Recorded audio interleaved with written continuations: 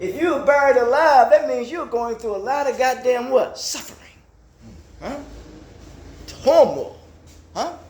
It's almost like it's like somebody just suffocating. You're buried and you can't go what? Nowhere. Huh? God, that's some suffering shit, ain't it? And far too many times in our lives, I realize that our experiences in life, man, sometimes it get the best of us, man, which is it's continue to bury us deeper and deeper and deeper.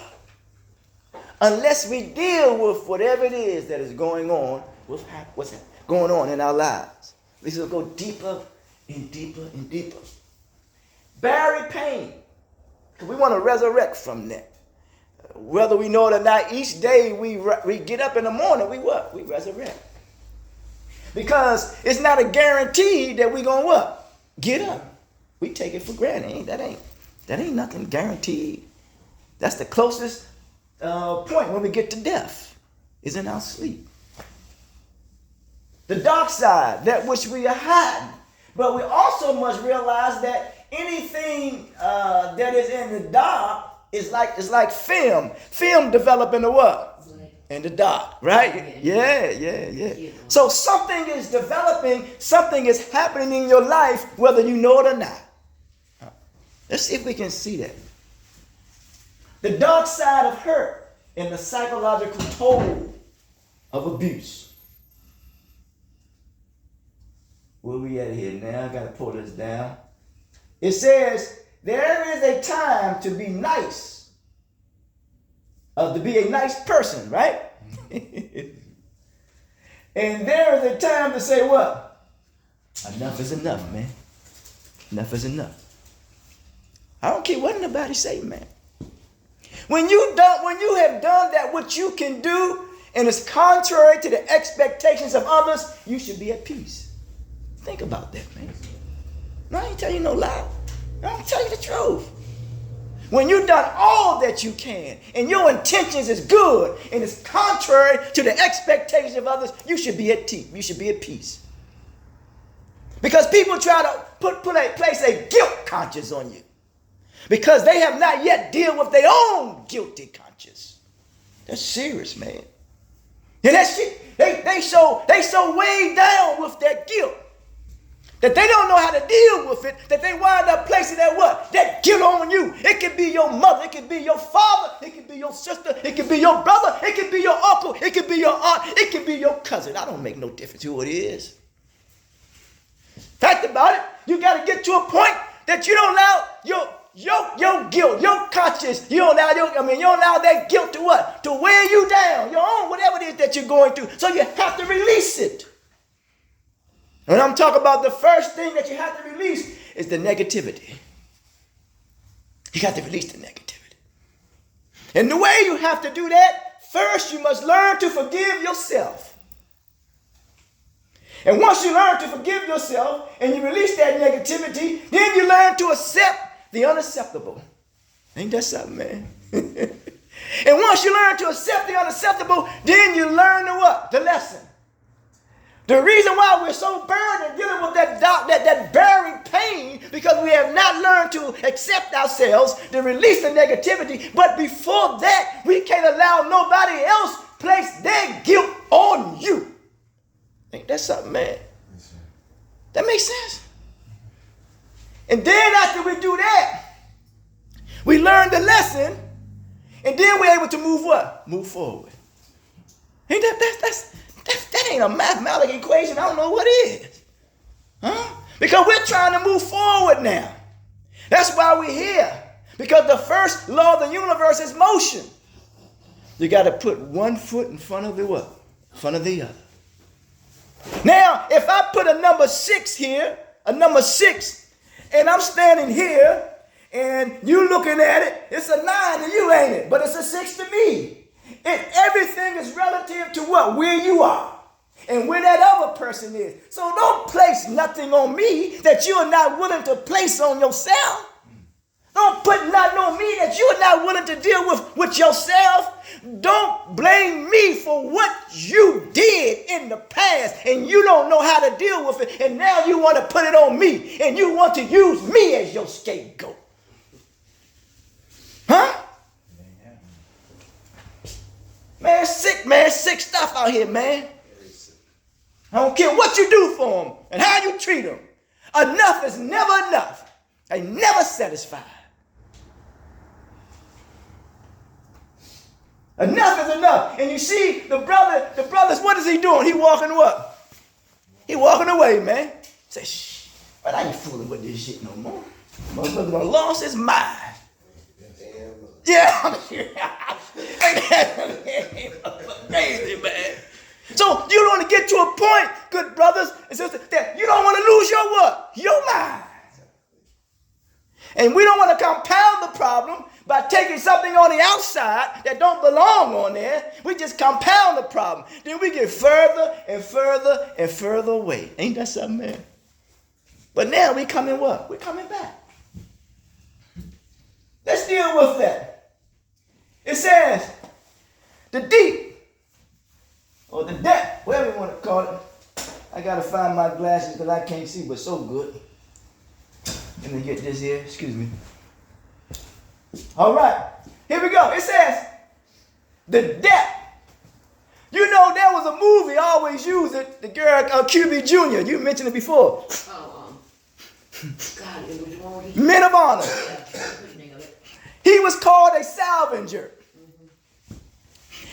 The further he go down into the sea, the more things he explore or find out. So the further you go down in yourself, the more things you find out about who? About yourself. Huh? Let me tell you something, man. Anybody that's used anything or done anything, have experienced anything, man, for them to come out from it, it tells you that there's more to you than meets the eye. But you have to know that and continue. But the word salvager, that's what I wanted to get to. The word salvager is associated with the word salvation. Did you know that?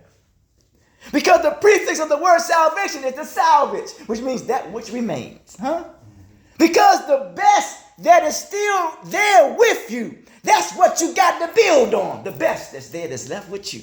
So you can build on it. Huh? So you can salvage the little bit of sanity that you have. Huh, man? You can salvage the little bit of motivation that you have. Huh, man? You can salvage the little bit of knowledge that you have. You can salvage the little bit of information that you have. You can salvage the little bit of understanding, wisdom, patience, all those things. You can salvage it. And then therefore, you begin the healing process. Because one thing I realized about healing, it does not mean that the damage never existed. It just don't control you no more. Ain't that something? The depth of emotional pain and its consequences, while highlighting the themes of what? Of aggression and unaddressed what? Wounds. You know what I'm saying? God Almighty. Unaddressed wounds. Man, you ever been wounded? You been scraped, scarred, unaddressed. And when you don't address that thing starts to what? Fester. Oh, yeah, that's what I'm talking about. That's all I'm talking about, yeah. But I'm making a relative to wounds that you have on your body. Because it's festered. So you got to go to the doctor, do something, or put some peroxide on or something. Yeah, because it gets what? It gets worse. That's right. It gets, what's that word? Infective, one of the words. We got it. The relationship between pain, watch this here now. Pleasure, peace, power, and responsibility. Now I want you, I know I put some of this together about 1 a.m. That's fine. Because I want to see the relationship between pain, pleasure, peace, power, and responsibility. That's what I want to see, that relationship. Let's look at this next. We all want the pleasure, but we don't want the responsibility that comes with the pleasure. Ain't that serious, though? That's serious. But the pain, we all going to experience pain. When a woman gives birth to a child, she experiences the what? The pain. So what I'm trying to say is that when you are uncomfortable, that represents growth. Yeah. That means that you could be impregnated with the possibilities of life and what you can bring to the table and what you have to offer. But you have to learn to deal with the what? With the pain. And then that pain which come out of the woman's womb, it comes out to give what? Life. Huh? Pain, pleasure, peace. That's a hell of a word, ain't it, man? I realize that the opposite of peace is not war. The opposite of peace is when we're a threat to one another. Think about that. Because if you are in my community and we are at peace with one another, that means we ain't no what to each other. We ain't no threat to each other. That's when you know somebody's at peace. I'm telling you, boy, did you just hear what I just said? Huh? So if I'm at peace with any of you all, that means that I'm no threat to you. I ain't going to harm you. I ain't going to hurt you. That we are at peace with one another, that means we ain't going to harm and hurt what? Each other. That's serious, man. That's serious. And then we get into the what? Power. Power could represent currency. It could represent energy. So that's why you don't give your energy or your power to somebody else. Because all you're doing is empowering them. Ain't that something, man? So I ain't got time to be giving you my goddamn energy, my power. I'm trying, you know if that makes sense? Gee whiz, man. And people try to come and what? And zap your power. Shit. All you got to see, as I said, enough is a what? Enough is enough. And then we know these things now. Now everybody got to be accountable now. Now you must be what? Responsible with it. Ain't that something?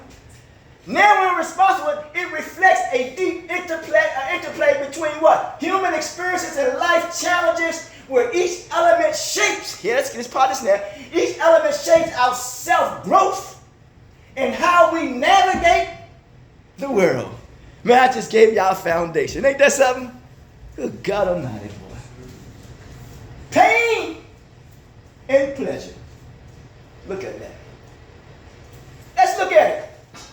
Pain is often seen. Anytime we use the word often, that means it's on a what? A frequency. That's what you do what frequently. Pain is often seen as a form of suffering or hardships, whether physical, emotional, or psychological. Think about that, man. Man, let me tell you something, man. There's time, man, when I went through some unnecessary suffering. Huh? Some things I ain't had to suffer, but I put myself in that situation because of the decisions that I made. And don't let nobody make no decision for you that make you suffer. When you can make a decision for yourself, when you don't have to suffer necessarily. That's called a coping mechanism skill. It's called avoidable suffering. Say, shit, I'm walking away from that. And people will put that shit on you. People will put that suffering on you because they suffering and they want you to suffer. Huh? They must have lost their mind. Yeah, day in and day out. I don't care who it is. Deal with your own suffering. Deal with your own responsibility. Deal with it. Empower who? Empower yourself. Because you have the power to deal with it. After all the shit that some of you all have been through in life, you still here. You mean to tell me you don't have no power? Yes, you do. You got it in you. It took a lot for some of us to get to this point in our lives. And you know it. Psychological forces, it confronts our limits, vulnerabilities, uncomfortable truths about ourselves or our environment. However, pain can also be what? Transformative.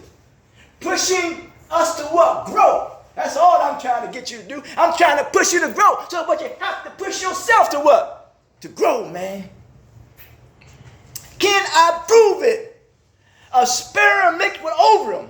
That's the purest form of integration. That motherfucker started to what? Grow and evolve and come on out. And look at you. You grown. You wasn't always 5'7". At one time you was 4'4", 2'2" or something. But you constantly what? Start growing. Now I start shrinking again. Yeah.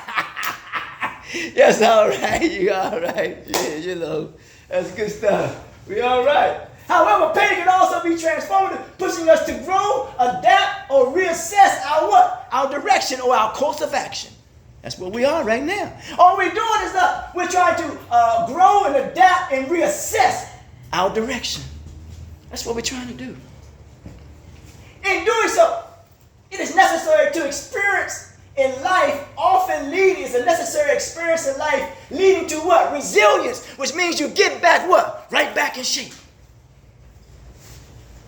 Or a deeper understanding of purpose. Man, that's clear, man. Listen, this is really could be giving you an illustration of understanding what? Purpose. You're here to grow. You're here to evolve. You're here to what? To adapt. Yes. And then when you do that, you know that's happening. Man, we give it a new understanding of pleasure. Then you take pleasure in that. Do you know that the first sign of mating was not male and female?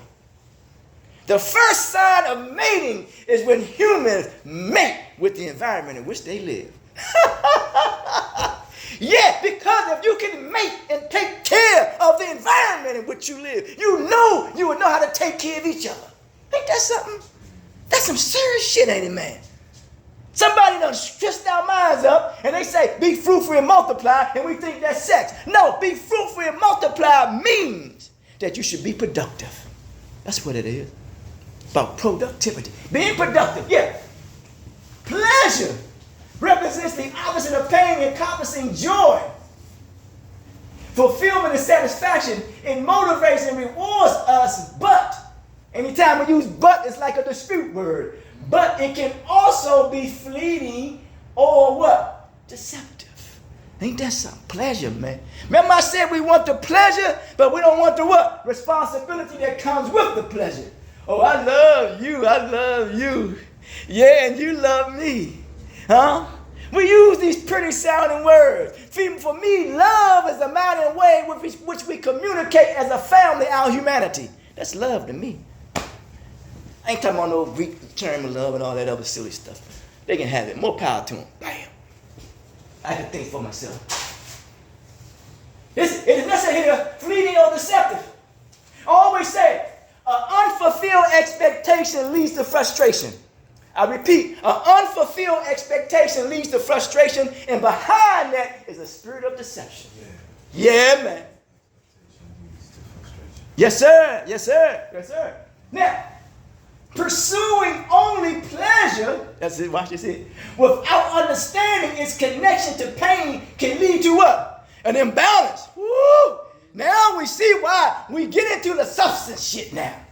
Huh? Now we see, man, woo, boy, because you got the pain and you got the pleasure, but you got to understand what? The connection. So you have to understand the connection with who? With your what? With yourself, man. You on it. You on it.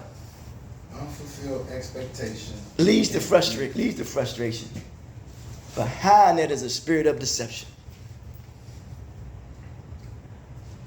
Now, connection to pain and lead to imbalance. The two are interconnected. But see, if you look at the sun, the moon, and the stars, they all interrelated, they interconnected with one another. You know, they up there getting along, ain't they, man? What the hell is going on with humans? That which is above should be done what? Below. Yeah, that's right. That's what it is. Yeah. And that's how people, because remember, good stuff. Because remember, the first sign of reading is not what you see on paper. The first sign of reading is observation. That's the first sign of reading. Because people had to look out and map up the stars, right? They had to see what was going on. Fact about it, that's the purest form probably of paper, the writing of the stars and the moon and the sun. See, humans have a hell of an imagination, man. They humans mean the motherfucker. But they misappropriately use it, or they probably have the misinterpretation of it. That's all. Because remember, Shakespeare says all the world is a what? Is a stage. And we're merely actors in a what? Play. Because this ain't nothing but a stage here. And we got a lot of motherfucking actors, don't we, man? We got a lot of people pretending to be something that they what? They're not. That they're not. Yeah, man. They can play that role good than a motherfucker, man.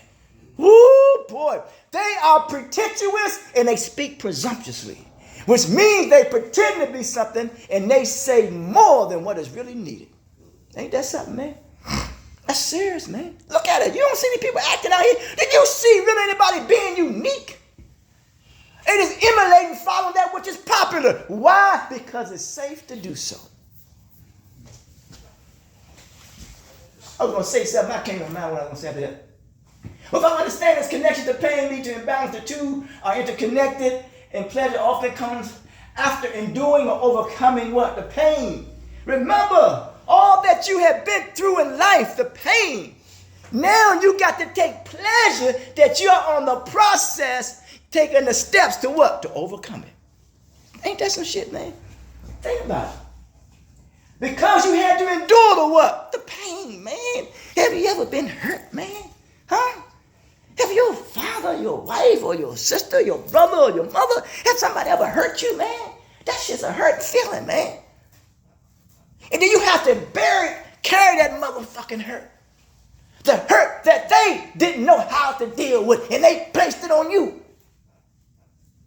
And some people take pleasure in hurting you. Ain't that something, man? It's almost like they call it a sadist or something, where somebody take pleasure in just abusing you, using you. Unfortunately, this is the society in which we live. Ain't that something, man? I don't care if your sister, your mother, your father, I don't care who it is. Man, I don't care who it is. You ain't putting it on me. I got enough to deal with what? With myself.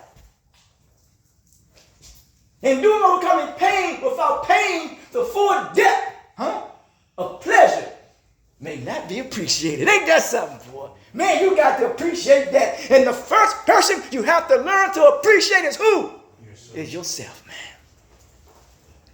Shit, I don't care. Man, listen, whatever it is that you've been through, whatever it is that you've been through, and you know you were able to come out of it, and you find what? Pleasure in that. Huh? That's some enjoyable shit. Huh? So the first intimate relationship you should have is with your what? With yourself, man. Now, in this dynamic, pain teaches while pleasure rewards. Ain't that something, man? Oh, man, that's some good stuff, boy. I tell you, man, that's some real good stuff. Remember, culture is dynamic. It always what? It always changes. Don't family change? You think family don't change? Shit, don't you change? Everybody change. So if the family's still doing the same thing that they have been doing, and then you going back thinking that they changed, and they ain't changed, shit, that's going to take you for a loop. So why are you going to go back into the same damn dead environment when you know that shit ain't changed? And you know they ain't changed. And you know they don't even worry about changing. They don't even care about change. And then you go back and interact with that shit. That don't make no sense, does it, man? Not at all. You know how it is. Sometimes we can be in a relationship with somebody and that person can hurt us. And we like that hurt so much that we go right back to that same damn hurt. We go right back to that same goddamn misery. We go right back to that same damn frustration. We go back to that same goddamn mentality. We go back to that same goddamn behavior. It's like we love that hurt. We love that misery. We love it. That's some sick stuff, man. And it says that he knocks at the door as a teacher. All right, my condolences, brother. Yeah. I tell you what, we all take a break and we come on back. Thank you.